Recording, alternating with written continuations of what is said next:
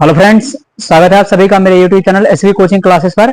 और जैसा कि मैंने आपको अपने पिछले वीडियो में राशियों का वर्गीकरण यानी भौतिक राशियों का जो वर्गीकरण था उसके विषय में पढ़ा दिया था, और वहां पर मैंने आपको मूल भौतिक राशियां और व्युत्पन्न भौतिक राशियां उनका क्लासिफिकेशन पढ़ा दिया था। जो हमें क्या दिया गया था कि जो हमें मापन व मात्रक के आधार पर क्लासिफिकेशन बताया गया था। फिर सेकंड क्लासिफिकेशन हमारा था दिशा और परिमाण के आधार पर। अब दिशा और परिमाण के आधार पर, तो दिशा और परिमाण के आधार पर राशियों को दो भागों में डिवाइड किया गया है। एक अदिश राशि है और दूसरी कौन सी है? सदिश राशि। एक स्केलर क्वांटिटी है, ये आपकी हो जाएगी स्केलर क्वांटिटी, और ये हो जाएगी वेक्टर क्वांटिटी। यानी इसको हम कहते हैं सदिश राशि और इसको कहते हैं अदिश राशि, इसको कहते हैं सदिश राशि। तो डेफिनेशन क्या बनेगी इनकी? तो यहां पर देखिए सामने लिखा हुआ है कि जिन्हें वे राशियां जिन्हें व्यक्त करने के लिए केवल परिमाण की आवश्यकता होती है। अब ये परिमाण क्या होता है? मैग्नीट्यूड। तो मैग्नीट्यूड होता है मात्रा। हाँ, अब ये मात्रा क्या होती है? तो मात्रा होती है कि किसी पदार्थ की जो क्वांटिटी होती है, टोटल कितना है वो पदार्थ, वो इसकी क्या होती है? मात्रा।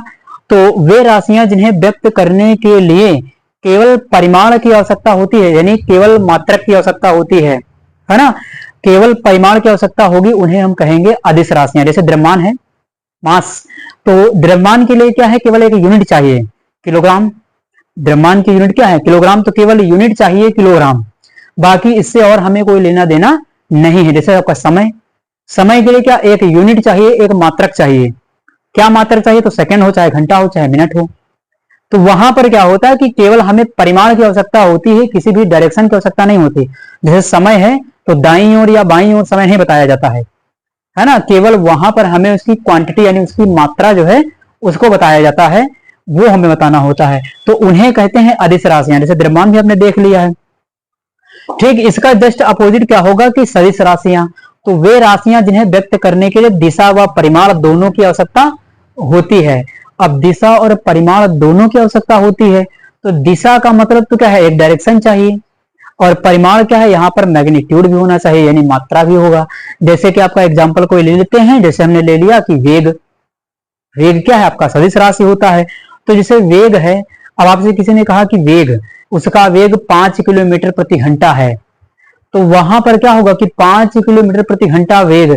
अब वेग किसी ना किसी डायरेक्शन में होगा, है ना, या तो दाईं ओर या बाईं ओर या आगे या पीछे या ऊपर या नीचे, तो किसी ना किसी डायरेक्शन में चलेगा वेग, है ना। तो उसके लिए कहा गया कि इसके लिए किसी ना किसी दिशा की आवश्यकता पड़ेगी, है ना। अब 5 किलोमीटर प्रति घंटा अगर इसके वेग से कोई गाड़ी चल रही है, तो वहां पर क्या होगा? अब गाड़ी चल रही तो किसी डायरेक्शन में जा रही होगी ना। ऐसा तो है नहीं कि वहां पर क्या है कि ऐसे ही गाड़ी चल रही हो, किसी डायरेक्शन में ना जा रही हो। कोई वस्तु कहीं गतिमान होगी तो किसी ना किसी डायरेक्शन में तो जाएगी ही। तो वहां पर क्या होगा कि हमें दिशा के साथ साथ परिमाण भी देना होता है। तो इनके लिए क्या होता है कि दोनों की आवश्यकता होगी, और ये कहलाएंगे आपकी इस वेक्टर क्वांटिटी सदिश राशियां। यहां पर मैंने इतनी जगह छोड़ इसलिए दी है क्योंकि जो इधर पॉइंट है उसी का जस्ट निगेटिव पॉइंट आपको इधर लिखना है। इधर जितना होता है तो उधर उतना नहीं होता है। ठीक, सेकंड पॉइंट देखते हैं कि इन्हें यानी इन राशियों को सामान्य बीज गणितीय विधि से जोड़ा जा सकता है। अब ये सामान्य बीज गणितीय विधि क्या है? सामान्य बीज गणितीय विधि ये है कि प्लस माइनस जोड़ घटाओ गुणा भाग। जैसे यहां पर आपको दिया गया कि 5 किलोग्राम का कोई पेन है, या 5 किलोग्राम का पत्थर है, और दूसरा पत्थर 10 किलोग्राम का है, तो बताइए पत्थरों का वजन कुल कितना है? तो 10 में 5 जोड़ दिया तो 15 किलोग्राम बता दिया, है ना। लेकिन यहां पर क्या होगा कि इन्हें सामान्य बीज गणितीय विधियों से जोड़ा नहीं जा सकता है ना। जैसे आपका वेग होता है, वेग को v से लिखते हैं, तो वेग को क्या है कि हम सामान्य गणितीय विधि से नहीं ऐड कर सकते, नहीं जोड़ सकते हैं। तो इनको हम सामान्य विधियों से जोड़ सकते हैं। जैसे द्रव्यमान मैंने आपको बता दिया। समय है आपका 5 सेकंड और 10 सेकंड कितना होगा? 15 सेकंड हो जाएगा। 20 सेकंड 25 सेकंड कितना हो जाएगा? 35 सेकंड हो जाएगा, है ना। 45 सेकंड हो जाएगा। तो इस प्रकार से आप बता सकते हैं 10-10 सेकंड कितना हो जाएगा? 20 सेकंड। तो इनको जोड़ा जा सकता है। उधर फिर इधर क्या होगा? तो इन्हें सामान्य बीजगणितीय विधियों से जोड़ा नहीं जा सकता।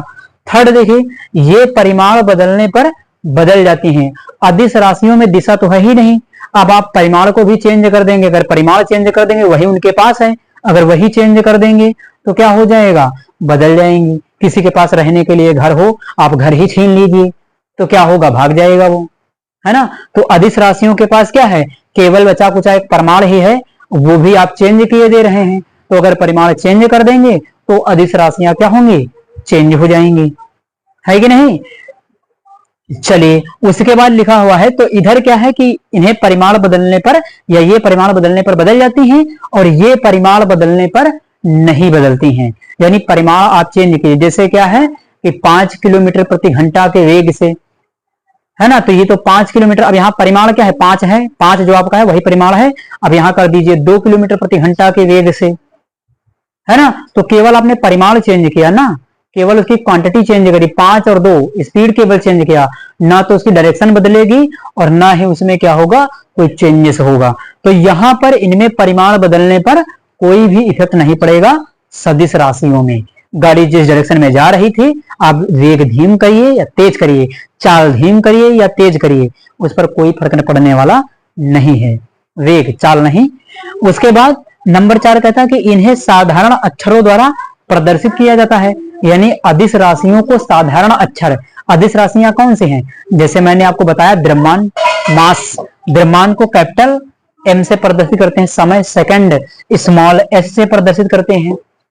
ये हो जाएगा कि नहीं हो जाएगा, द्रव्यमान हो गया, समय हो गया, लंबाई, है ना, लंबाई क्या हो जाएगी, लेंथ कैपिटल एल, तो कैपिटल एम एल से इसको रिप्रेजेंट कर सकते हैं लेंथ। उसके बाद क्या है आप आयतन, तो आयतन के लिए क्या हो जाएगा, वॉल्यूम वी। तो इन राशियों को हम साधारण अक्षरों के द्वारा प्रदर्शित कर सकते हैं, मास को एम से, समय को सेकंड कैपिटल एस से, लेंथ यानी लंबाई को कैपिटल एल से, वॉल्यूम यानी आयतन को वी से। तो इन्हें सामान्य अक्षरों से प्रदर्शित किया जा सकता है। सदिश राशियों में क्या होगा, तो सदिश राशियों में जैसे आपका वेग है, तो वेग को स्मॉल वी से प्रदर्शित करते हैं, स्मॉल वी से, है ना, लेकिन इसे सामान्य स्मॉल वी से नहीं लिखेंगे, इसके ऊपर एक तीर लगाते हैं, एक एरो लगाते हैं इस प्रकार से। ये क्या है, तो ये जानते क्या शो करता है, इसमें डायरेक्शन शो कर रहा है, ये इसमें दिशा होती है, यही तो है सदिश राशियां, इनमें दिशा होने की वजह से इसके ऊपर ये एरो है, इसकी डायरेक्शन दिखा रहा कि इधर की दिशा है ना। तो इन्हें किसी अक्षर के ऊपर तीर लगा करके प्रदर्शित किया जाता है। पॉइंट नंबर 4 आप इसके सामने लिखेंगे। चौथा पॉइंट क्या, पांचवा क्या बनेगा, देखिए त्रिभुज के योग, यानी ये राशियां त्रिभुज के योग नियम का पालन नहीं करती हैं।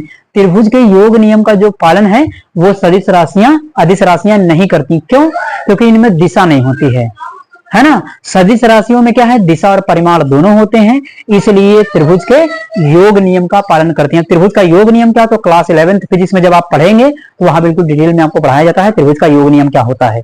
यहाँ केवल आपको जानकारी लेना है बस, ठीक। तो ये राशियां त्रिभुज के योग नियम का पालन नहीं करती हैं और ये राशियां त्रिभुज के योग नियम का पालन करती हैं। तो आप इसका स्क्रीनशॉट ले लीजिए, फिर मैं इसका एग्जांपल लिख देता हूं आपके सामने।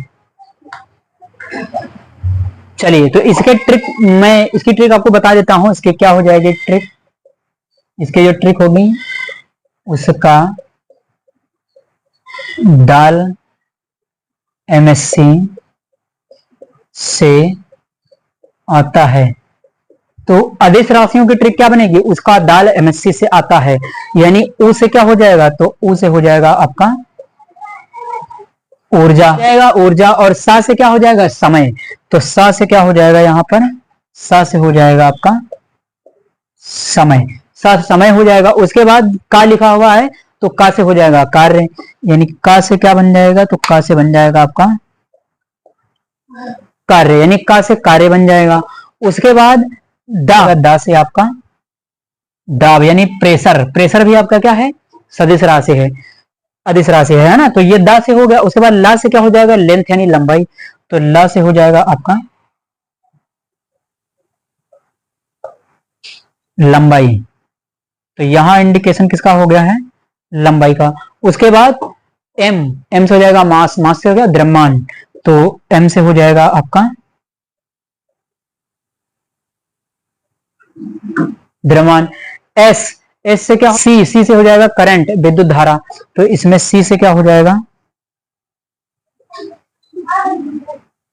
विद्युत धारा। आ से क्या हो जाएगा, आयतन, यहां पर लिख लीजिएगा, आ से हो जाएगा आयतन और ता से हो जाएगा तापमान, यानी आयतन और तापमान भी आपकी क्या है, अदिश राशियां हैं। तो ये अदिश राशियों की ट्रिक हो जाती है, आप इससे इसको याद रख सकते हैं, ठीक। चलिए मैं इधर की ट्रिक ले लेता हूं, सदिश राशियों की क्या है, तो इसकी ट्रिक है असंभवी विभक्तों, असंभवी विभक्तों। अब देखिए यहां पर क्या हो जाएंगी सदिश राशियां, तो आ से क्या हो जाएगा, आ से हो जाएगा आवेग, आ से हो जाएगा आवेग, सा से क्या हो जाएगा संवेग, यानी सा से हो जाएगा संवेग,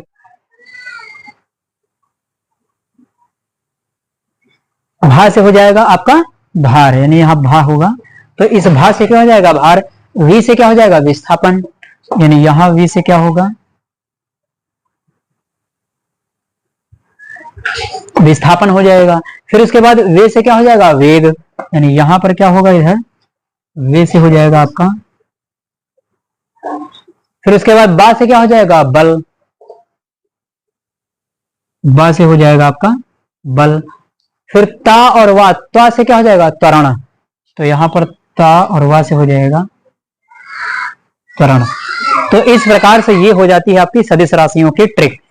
तो इन दोनों को आप इससे याद रख सकते हैं कि कौन सी राशियां सदिश हैं और कौन सी अदिश हैं। तो आप इसका स्क्रीनशॉट ले लीजिए, फिर मैं आपसे जो आपके 4 इंटरनेशनल सिस्टम होते हैं पद्धतियों के, उनका डिस्कशन मैं आपसे कर लेता हूं।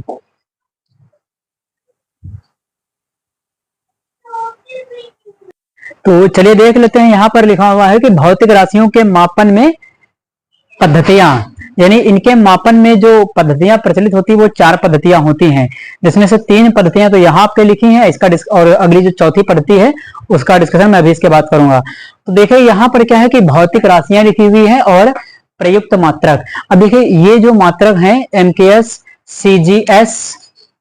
सीजीएस और एफपीएस, इनका फुल फॉर्म क्या होता है, इसका मतलब है मीटर किलोग्राम सेकंड पद्धति, metre kilogram second, centimetre gram second, foot pound second. तो समय का मात्रक सब में सेकंड सेकंड ही दिया गया है।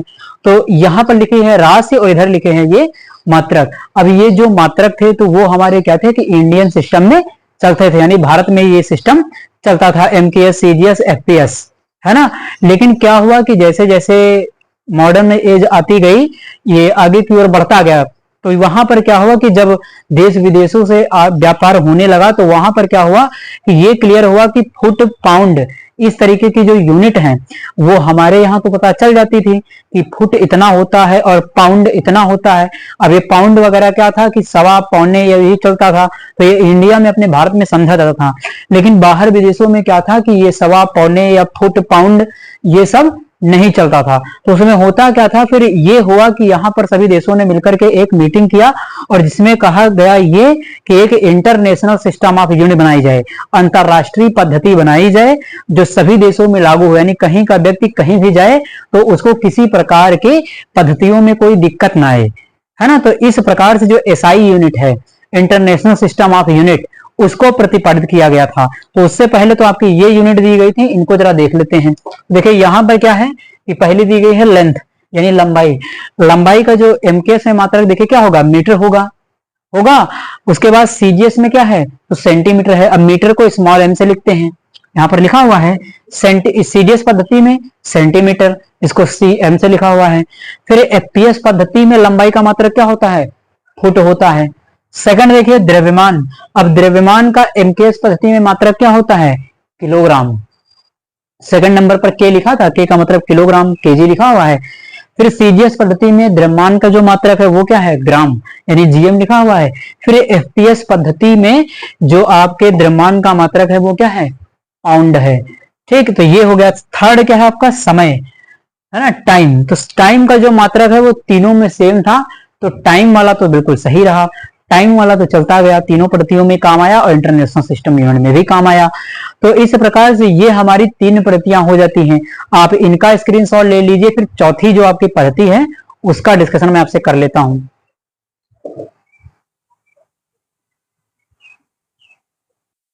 तो चलिए देख लेते हैं एसआई सिस्टम ऑफ यूनिट को। तो यहां पर देखिएगा, हमने बताया था आपको कि जो भौतिक राशियां वो 7 प्रकार की होती हैं, और 7 प्रकार की भौतिक राशियों में जो पहली भौतिक राशि है आपकी वो है लंबाई यानी लेंथ। विमा है इसकी कैपिटल एल, मूल मात्रक इसका होता है मीटर यानी स्मॉल एम। सेकंड जो आपका है द्रव्यमान, द्रव्यमान को इसकी जो विमा हो जाएगी वो कैपिटल एम है, और इसका जो मात्रक होगा वो किलोग्राम, केजी से इसको लिखेंगे। थर्ड नंबर जो आपको तीसरा दिया गया वो है समय, यानी टाइम। टाइम को कैपिटल टी से इसकी विमा हो जाएगी और इसका जो मात्रक होगा वो सेकंड स्मॉल एस से रिप्रेजेंट करेंगे। चौथा जो आपका है वो है आपका ताप, यानी टेम्परेचर। कैपिटल टी से इसकी विमा हो जाएगी और सेल्सियस, इसके ताप जो टेम्परेचर है विमा होगी इसकी कैपिटल के, और जो मात्रक होगा वो सेल्सियस या केल्विन, दोनों में से कुछ भी लिख सकते हैं। उसके बाद ज्योति तीव्रता, इसकी जो विमा होगी वो सीडी होगी, कैंडला इसका मात्रक होगा, सीडी से रिप्रेजेंट करेंगे इसको। फिर उसके बाद है विद्युत धारा। विद्युत धारा को एम्पियर मात्रक होता है इसका, तो मात्रक एम्पियर हो जाएगा और विमा हो जाएगी कैपिटल एल। 7 नंबर जो आपका है पदार्थ का परिमाण, यानी ये है मोल। इसका विमा क्या होगी मोल, और इसका जो मात्रक होगा वो भी मोल होता है, MOL से इसको रिप्रेजेंट करते हैं। तो ये हमारा SI सिस्टम ऑफ यूनिट हो जाता है। और ये क्या है कि ये सिस्टम, ये प्रणाली विदेशों में भी और हमारे यहाँ भी दोनों जगह पर चलती है, यानी वहां का व्यक्ति यहाँ आए या यहाँ का वहां जाए तो उसे क्या होगा कि किसी भी प्रकार के यूनिट में कोई दिक्कत नहीं आने वाली है, सभी जगह पर कम्युनिकेशन किया जा सकता है। तो वीडियो को ज्यादा से ज्यादा शेयर करते रहिए। मिलते हैं हम अपने अगले वीडियो में। Thanks for watching this video.